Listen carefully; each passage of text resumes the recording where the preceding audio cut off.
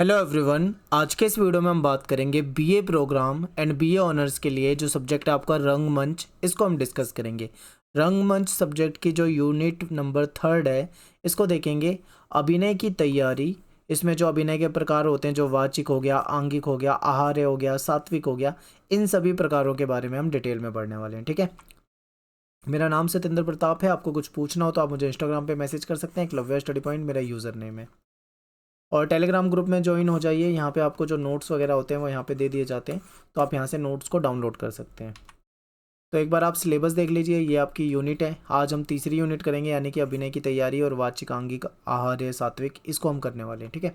तो चलिए स्टार्ट करते हैं। सबसे पहले इंट्रोडक्शन देख लेते हैं कि क्या इस चैप्टर में हमें पढ़ना है। तो देखिए, ये जो चैप्टर है ना, इसमें हम अभिनय के बारे में, अभिनय का मतलब होता है एक्टिंग। ठीक है। आप सभी जानते हैं कि जो नाटक होता है उसमें अभिनय होता है, एक्टिंग होती है। तो इसके बारे में हम यहाँ पे चर्चा करेंगे। जो अभिनय होता है ये नाटक का मुख्य तत्व है, क्योंकि इसके बिना नाटक की तो कल्पना भी नहीं कर सकते। अगर आप नाटक देखने जाओ, वहाँ पे कोई एक्टिंग ही ना हो, तो ऐसे में फिर नाटक तो होना ही पॉसिबल नहीं होएगा। समझ रहे हो? तो इसलिए हम ये कह सकते हैं कि जो अभिनय होता है वो नाटक का महत्वपूर्ण तत्व होता है। और अभिनय जो होता है, इसको 4 मुख्य प्रकारों में बांटा गया है। 4 प्रकार कौन से हैं? वाचिक हो गया, आंगिक हो गया, आहार्य हो गया, सात्विक हो गया। तो इन सब के बीच में क्या अंतर होता है, इसको हम इस चैप्टर में पढ़ेंगे। तो छोटा सा चैप्टर है, पूरा का पूरा इसी टॉपिक पे ही डिपेंड है और कुछ भी नहीं है इसमें। ठीक है। तो आसानी से आप समझ पाओगे। तो चलिए स्टार्ट करते हैं, देखते हैं, समझते हैं। तो नाटक जो है वो दृश्य काव्य और श्रव्य काव्य दोनों है। यानी कि जो नाटक होता है उसको हम देखते भी हैं और उसको हम सुनते भी हैं, समझते भी हैं। ठीक है। तो ये दृश्य और श्रव्य दोनों हो जाता है। इसकी सफलता का सबसे जो महत्वपूर्ण तत्व है वो होता है कि अभिनेता के द्वारा मंच पर अभिनय।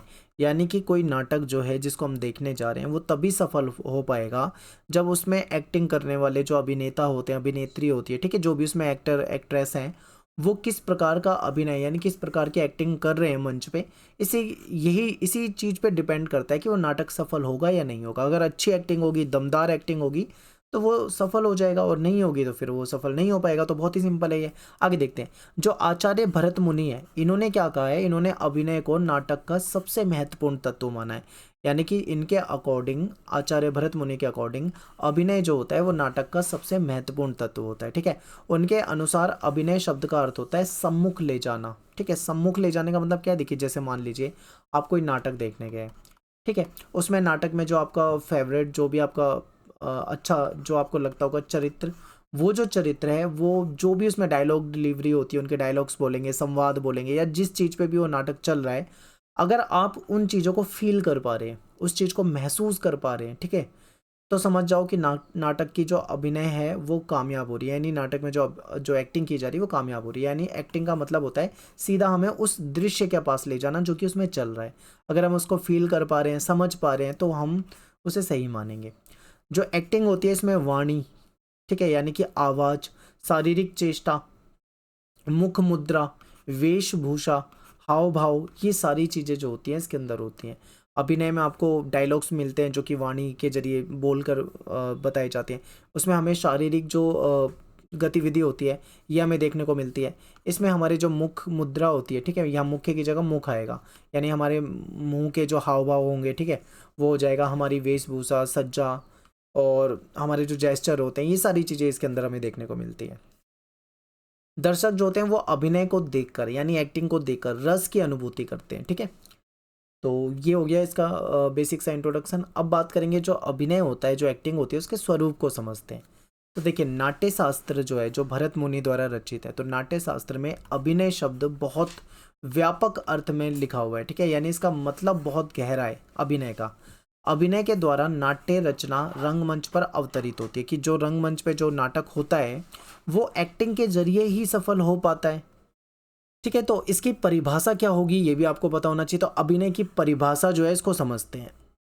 नाट्य का मुख्य अर्थ, यानी जो नाटक है उसका जो मुख्य अर्थ है, उसका जो मुख्य उद्देश्य है, उसको सामाजिकों तक ले जाने वाली कला अभिनय है। यानी कि नाटक का एक उद्देश्य होता है। ठीक है। हर नाटक का एक उद्देश्य है। उस उद्देश्य को अगर जनता तक पहुंचाया जा रहा है, यानी कि जो ऑडियंस है उस तक वो उद्देश्य पहुंच पा रहा है, उसका अर्थ वो समझ पा रहे हैं, तो यही मतलब उसके मेन कला या फिर मेन अभिनय के रूप में इसको देखते हैं। ठीक है, अब बात करते हैं आगे। शारीरिक, मानसिक और वाचिक नाट्य प्रस्तुति के वेश और मुख सज्जा भी अनिवार्य होता है। देखिए, ये शारीरिक, मानसिक, वाचिक, ये जो है आपको आगे समझाऊंगा मैं एक एक टॉपिक, वहाँ पे आपको डिटेल में समझ में आएगा। ठीक है, ये जो अभिनय होता है ना, उसमें शारीरिक क्रियाएं भी होती है। ठीक है, जैसे उसमें नृत्य हो जाएगा, उसमें भागना, दौड़ना, लड़ना, कई तरह की चीज़ होती हैं जो कि शारीरिक है। तो ये सभी चीज़ें उसमें होती हैं जो आगे आगे हमें डिटेल में देखने को मिलेगी। अब बात करते हैं अभिनय के प्रकार, यानी जो एक्टिंग होती है वो कितने टाइप्स की होती है, कितने प्रकार की होती है। तो अभिनय यहाँ पे 4 प्रकार का बताया हुआ है। पहला आपका आंगिक हो गया, दूसरा आपका वाचिक हो गया, फिर आपका यहाँ पे सात्विक हो गया और फिर यहाँ पे आहार्य हो गया। ठीक है, तो इस तरीके से 4 प्रकार इसके बताए हुए हैं। तो यहाँ तक आपको समझ में आया होगा कि एक्टिंग के बारे में बात चल रही है। अब यहाँ पे क्या है, एक एक जो प्रकार है इसको समझना है। तो सबसे पहले बात करते हैं आंगिक। अब देखिए, नाम से आपको समझ में आना चाहिए, आंगिक का मतलब कहीं ना कहीं शरीर के अंगों से रिलेटेड है, यानी जहाँ पे हमारे शरीर के अंग, ठीक है, अभिनय में हमारी सहायता करते हैं, तो वो एक तरह से आंगिक अभिनय हो जाता है। ठीक है, यानी हम अपने शरीर के अंगों के द्वारा अभिनय कर रहे हैं। जैसे कि इसमें क्या क्या होगा, देखिए इसको भी कई टाइप से मैं बांटा हुआ है, तो ऐसे समझते हैं। आंगिक अभिनय में शरीर के अंगों के द्वारा अभिनय का वर्णन किया जाता है। ठीक है, शरीर, हमारा मुख यानी हमारा मुंह, हमारी जो चेष्टाएं होती हैं या फिर जो हमारे भाव हैं, इन सब का के द्वारा अर्थ प्रकट करना जो हमारा नाटक है उसका, यानी कि देखो शरीर के द्वारा, अपने मुख मुद्रा के द्वारा, चेष्टाओं के द्वारा जो हमारे भाव हैं उसको प्रकट करना। ठीक है, ये एक तरह से क्या हो जाएगा, आंगिक अभिनय हो जाएगा। इसमें क्या बोला जाता है इसे समझिए। इसमें 6 हिस्से बताए गए हैं, यानी अंग जो है, इसको अंग, उपांग, प्रत्यांग, इस तरीके से इसको भी बांटा हुआ है। तो अंग और उपांग जो है ये मेन है, इसे समझिए। अंग में क्या आता है, हमारा सिर आ जाएगा, हमारे हाथ आ जाएंगे, हमारा वक्ष आ जाएगा, हमारी कटी आ जाएगी, पार्श्व आ जाएगा और चरण आ जाएंगे। ठीक है, सिर क्या होता है आप सभी जानते हैं, हमारा मस्तक, हमारा सिर। हाथ आप सभी जानते हैं, वक्ष मतलब हमारा जो पेट से और गर्दन से जो बीच का हिस्सा है, यानी कि जो हमारा सीना हो गया, हमारी छाती हो गई, ये वक्ष हो जाएगा। ठीक है, कटी में क्या हो जाता है, कटी का मतलब यहाँ पे कमर से है, जो हमारी कमर है ये कटी हो जाएगा। पार्श्व मतलब जो हमारे हाथ के साइड में जो बगल होती है हमारी, इसको बगल को कहा जाएगा। चरण जो हमारे पैर वगैरह होते हैं। तो जब हम नाटक में अभिनय करते हैं, यानी कि जब मान लीजिए कोई अभिनेता, कोई एक्टर नाटक के अंदर मंच में जाके एक्टिंग कर रहा है, तो अपने सिर का भी प्रयोग करेगा, अपने हाथों का भी प्रयोग करेगा, अपने सीने का भी प्रयोग करेगा, कमर का भी। ठीक है, ये सब आपको देखने को मिलेगा। तो ये सब क्या हो जाता है, आंगिक अभिनय होता है। ठीक है, जैसे मान लीजिए डांस हो रहा है, कोई नृत्य हो रहा है, तो नृत्य में क्या होगा, उसके ये जो अंग है, ये आपको इनका यूज दिखेगा उसमें। ठीक है, तो एक तरह से ये क्या हो जाएगा, उसका हिस्सा हो जाता है, तो ये आंगिक कहलाएगा। इसके बाद उपांग, और ज़्यादा इसको डीप में जाओगे तो उपांग में भी बांटा हुआ है। उपांग में हमारी आंखें हो जाएंगी, हमारी भौं यानी हमारी जो आईब्रो हो जाती है, हमारे अधर जो हमारे होंठ वगैरह हैं, ठीक है, कपोल यानी कि हमारे जो गाल हैं, थोड़ी थोड़ी आप जानते होंगे, तो ये जो है इसको उपांग कहा गया है। तो यानी कि जब हम आंगिक रूप से अपने शरीर का अंगों का इस्तेमाल करते हुए अभिनय करते हैं तो उसको आंगिक अभिनय कहा जाता है। उसमें इन सभी चीज़ों का योगदान होता है। ठीक है, तो आपको समझ में आ गया होगा। अब इसके बाद है वाचिक। अब देखिए, आंगिक में क्या था, शरीर के अंगों की बात थी। वाचिक में, वाचिक का मतलब होता है वाचन करना, यानी बोलना।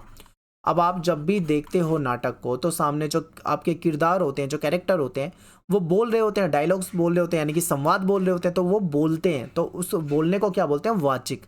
यानी कि अभिनेता के द्वारा रंगमंच पर जो कुछ भी संवाद बोले जाते हैं, जो भी डायलॉग्स बोले जाते हैं, ये सब क्या हो जाते हैं, वाचिक अभिनय हो जाते हैं। ठीक है, वाचिक यानी कि बोले जा रहे हैं इसलिए। तो आंगिक में क्या था, शरीर के अंगों की बात थी, और वाचिक में क्या है, जो हमारे द्वारा बोला जाता है, चाहे कुछ भी बोला जा रहा हो, कोई भी डायलॉग्स हो, वो सब वाचिक में अभिनय में आ जाता है। वाचिक अभिनय जो है, अभिनेता द्वारा स्वर, उसका जो स्वर होता है, उसकी जो आवाज़ होती है, उसका जो उच्चारण, यानी जो शब्दों का वो प्रोनाउंसिएशन करता है, जो उच्चारित करता है शब्दों को, फिर वर्ण या काकू अलंकार या अंग के उपयुक्त, ये सारी चीज़ें इसमें प्रयुक्त होती है। ठीक है, अब वाचिक अभिनय जो होता है, इसमें अलग अलग रसों के अनुसार संगीत के साथ स्वरों का भी प्रयोग होता है। देखिए, संगीत आप देखोगे, संगीत में क्या होता है, गीत गाए जाते हैं। अब जहाँ पे गीत होता है, संगीत होता है, वहाँ पे भी तो गीत भी तो बोलकर ही गाए जा रहे हैं ना। तो जहाँ पे मतलब संगीत में 7 स्वरों का भी प्रयोग होता है। ठीक है, ये भी वाचिक अभिनय के अंतर्गत ही आ जाएगा। नाट्य संवाद वाचन में स्वर का उतार चढ़ाव, बोलने की शैली, यहाँ पे देखिए, यहाँ पे थोड़ी सी टाइपिंग की मिस्टेक है, यहाँ पे मात्रा आएगी। ठीक है, बोलने, यानी कि जो नाटक होता है इसमें संवाद, को बोलना यानी डायलॉग्स को बोलना, उसका फिर स्वर का जो हमारा उतार चढ़ाव होता है, हमारे बोलने का जो तरीका होता है, इन सब चीज़ों का बहुत महत्व होता है। इसे अलंकार कहा जाता है, ठीक है। इसे नाटक की भाषा में अलंकार कहा जाता है, यानी कि शब्दों को बोलना, उतार चढ़ाव का ध्यान रखना, जहाँ पे मतलब तेज बोलना है वहाँ पे तेज बोलना, जहाँ पे धीरे बोलना है वहाँ पे धीरे बोलना, बोलने की स्पीड यानी उसमें उतार चढ़ाव कैसा है, बोलने का तरीका कैसा है, इन सब चीज़ों का बहुत ही महत्व होता है। इसको अलंकार कहा जाता है। भरत जो है, भरत मुनि, इनका विधान है कि व्याकरण की त्रुटियों से युक्त संवाद ना बोले जाएं, यानी ऐसा कोई भी डायलॉग्स नाटक के अंदर नहीं बोलना चाहिए जिसमें व्याकरण की त्रुटि हो, ठीक है, यानी कि उसमें व्याकरण की कोई अशुद्धि हो, ऐसी डायलॉग नहीं बोलने चाहिए। और ये कहते हैं कि अर्थ के अनुसार जहाँ विराम देना हो वहाँ पे रुकना चाहिए, यानी कि देखिए कई बार डायलॉग्स जो बोले जाते हैं उसमें कुछ जगह पे लगातार बोलना होता है तो कुछ जगह पे रुकना होता है, यानी अर्थ के अनुसार जहाँ पे हमें ज़रूरत है विराम की वहाँ पे रुकना भी चाहिए, ये नहीं कि लगातार बोलते जा रहे हैं। जहाँ पे रुकना है वहाँ रोकें, जहाँ पे बोलना है वहाँ बोलें, जहाँ धीमा बोलना है धीमा बोलें, जहाँ तेज बोलना है तेज बोलें, ठीक है। इन सब चीज़ों का ध्यान रखना है, यही वाचिक आपका अभिनय में आ जाता है। फिर क्या है, जैसे कि आनंदमय वीरतापूर्ण संवादों को उच्च स्वर में तीव्र गति से बोलना चाहिए। जो मतलब वीरतापूर्ण डायलॉग्स होते हैं जो उसके अंदर हमेशा तेज गति से बोलना चाहिए, उच्च स्वर में बोलना चाहिए, ऊंची आवाज होनी चाहिए और तेज गति होनी चाहिए। गति का मतलब यहाँ पे स्पीड से है, बोलने की स्पीड से है। करुण शब्दों को धीमी गति से बोलना चाहिए, ठीक है। जहाँ पे दुख वाली चीजें हैं या रोने वाली चीजें वहाँ पे धीरे बोलना चाहिए, धीमी गति से बोलना चाहिए। और जहाँ पे वीरता वाली बातें हैं वहाँ पे तीव्र गति से बोलना चाहिए, ठीक है। तो ये वाचिक में आ जाएगा। इसके बाद आपका है आहार्य अभिनय। देखिए आहार्य में क्या होता है, मेन चीज इसमें ना रूप सज्जा वेश सज्जा के ऊपर होता है। जैसे देखिए भगवान राम का, मान लीजिए कोई रामलीला का मंचन चल रहा है तो जिसमें भगवान राम जी का जो किरदार निभाएंगे तो उनकी जो वेशभूषा होगी वो बिल्कुल राम जी जैसी बनानी पड़ेगी, ठीक है। उन जैसा उन वो कपड़े पहनते होंगे वैसा ही उनका पहनावा होगा, वैसा ही उनका मेकअप होगा, जो मैंने आपको शुरू की यूनिट में बताया था। ये आहार्य अभिनय में आ जाता है, ठीक है। यानी वेशभूषा और उसको सजाना, उस तरीके से कैरेक्टर के अनुरूप बनाना, ये आहार्य अभिनय कहलाता है। यानी एक आपने ये भी देखा होगा कि जैसे कि मान लो कोई राम का किरदार निभा रहे हैं तो उसका शरीर भी फिर उसको राम जैसा बनाना पड़ेगा, ठीक है। जैसे मान लो कोई एग्जाम्पल मैं आपको एक और देता हूँ। जैसे कि एक मूवी आई थी भाग मिल्खा भाग, ठीक है। उसमें जो मिल्खा का किरदार निभाया था तो उसके लिए जो एक्टर था उसने मिल्खा जैसी बॉडी बनाई थी, ठीक है। उसके जैसी उसकी बॉडी होनी चाहिए, उसके जैसा दिखना चाहिए। तो जैसा मतलब हमारा चरित्र होता है ना, हमको अपनी बॉडी को भी वैसे ही, अगर कोई मोटा कैरेक्टर है तो हमें अपने शरीर को मोटा करना पड़ेगा, कहीं पे वजन घटाने की जरूरत है तो वजन घटाना पड़ता है, ठीक है। कैरेक्टर के अनुसार हमें अपने शरीर को भी बनाना पड़ता है। तो यही होता है अपनी वेश सज्जा, अपने शरीर को उसके अनुरूप बनाना, यह आहार्य कहलाता है। अभिनेता की वेश सज्जा और उसकी अंग रचना जो है वो नाट्य की रसानुसारी वातावरण और पात्र की भाव स्थिति को स्पष्ट करने के लिए पहला चरण है, ठीक है। अब यहाँ पे देखिए अभिनेता जो होता है उसकी जो वेश सज्जा है, उसके जो कपड़े है, उसकी जो पहनावा है, उसकी जो अंग रचना है वो रस के अनुसार होना चाहिए, वातावरण के अनुसार होना चाहिए, कैरेक्टर यानी जो जिस कैरेक्टर की वो एक्टिंग करने वाला है उस कैरेक्टर के भाव के अनुसार होना चाहिए, ठीक है। ये इसका पहला चरण होता है। अगर मान लो अच्छे से सजावट कर ली, अच्छे से रूप सज्जा कर लिया, अच्छे से वेश बना लिया, ठीक है, अपने शरीर को उसके अनुसार ढाल लिया, उसके अनुसार बोलना सीख लिया, तो ये इसका पहला चरण है कि नाटक जो है सफल होगा।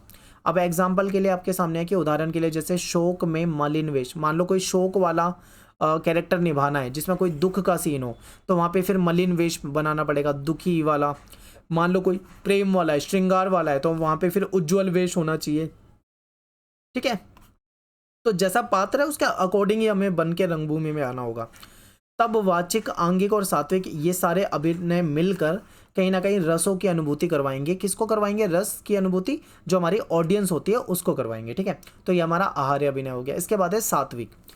तो सात्विक अभिनय में क्या है इसको समझते हैं। तो देखिए हमारे जो रस होते हैं ना, जो रस बताए हुए वो रस जनता तक पहुंचे, जनता उसको फील कर सके, महसूस कर सके, तो ऐसा अभिनय सात्विक अभिनय में आता है। यानी कि जो मनोभाव है उसकी अभिव्यक्ति जो है वो सात्विक अभिव्यक्ति कहलाती है। यानी हमारे मन के भाव को जनता तक पहुंचा देना। इसमें रस और भाव की अभिव्यक्ति महत्वपूर्ण होती है क्योंकि जो अभिनेता होता है, जो एक्टर होता है, उसको वो रस और भाव जो है वो कहाँ तक पहुंचाने होते हैं, वो प्रदर्शित करना होता है और जनता तक पहुंचाने होते हैं। एग्जाम्पल आपके सामने, जैसे मान लो कोई कॉमेडी वाला नाटक है, ठीक है, मान लो कोई हंसी मजाक वाला नाटक है, हास्य वाला नाटक है, तो उसमें हास्य रस होगा, तो वो हास्य रस जनता तक पहुंचे, जनता उसको देखकर हंसे, ठीक है। तो ऐसे में क्या करना पड़ेगा, उनको होठों को फड़फड़ाना होगा, आंख फाड़ना होगा, धीमे या तेज हंसना होगा, ऐसे कई सारे मतलब कुछ ऐसी क्रियाएं करनी होंगी उस नाटक के अंदर। करुण रस, जहाँ पे दुखों की बात होगी, करुण की यानी दुख की, तो वहाँ पे आंसू गिरने चाहिए, विलाप करना होना चाहिए, मुंह सूखना होना चाहिए। ठीक है। आप देखते हो कोई सीरियल में कहीं दुख वाला सीन होता है तो वहाँ पे आंसू गिरते हैं, विलाप करने लग जाते हैं, मुंह सूखने लग जाता है, तो ये चीज़ आप देखते हैं। भयानक रस, जहाँ पे भयानक होगा वहाँ पे कांपना, कंपन दिखाई देगा, मुंह से बात ना निकल पाए, ऐसा ऐसी सिचुएशन बनती है। विभत्स यानी जो घृणा वाला होता है, तो इसमें घृणापूर्ण मुंह बनाना, थूकना, मितली करना, उल्टी करना, ये सारी चीजें आ जाती है क्योंकि घृणा आएगी ना उससे। अद्भुत रस, अद्भुत रस में क्या होगा, मुंह पर प्रशंसा होगी, अचरज होगा यानी हैरानी होगी, आंख फाड़ना, ये सब क्या हो जाते हैं, ये रसों की अनुभूति कराते हैं। तो हमें इस तरीके की एक्टिंग करनी होगी। अब एग्जाम्पल, जैसे मान लो कोई दुख वाला सीन है, तो क्या होगा, एक्टर जो होगा वो दुखी होगा, ठीक है, वो रोएगा, उसकी आंखों में से आंसू आएंगे, म्यूजिक उस तरीके का बजेगा, तभी तो सामने वाले देखेंगे कि हाँ दुख वाला सीन और वो रो रहा है। और जब हंसी वाला सीन होगा तो भाई अलग होगा। तो ये बहुत सिंपल सी बातें हैं, ये सब सात्विक अभिनय में आ जाएगा। तो यहाँ पे ये जो हमारा चैप्टर खत्म हो जाता है, छोटा सा चैप्टर था, बहुत ज़्यादा है नहीं इसमें कुछ भी, और आपको इतना ही पढ़ना चाहिए। मैं आपको बता रहा हूँ बुक के अंदर आपके बहुत ज़्यादा डीप दिया हुआ है, पेपर में उतना ज़्यादा लिखना भी नहीं होता है। ठीक है। तो आपको मेन मेन चीज़ें पढ़ के समझ लेनी है। उम्मीद करता हूँ वीडियो समझ में आई होगी। अगर कोई दिक्कत है तो आप दोबारा से वीडियो को देख सकते हैं। लाइक करें, कमेंट करें, शेयर करें। मिलते हैं नेक्स्ट वीडियो में। Thanks for watching. जय हिंद, जय भारत।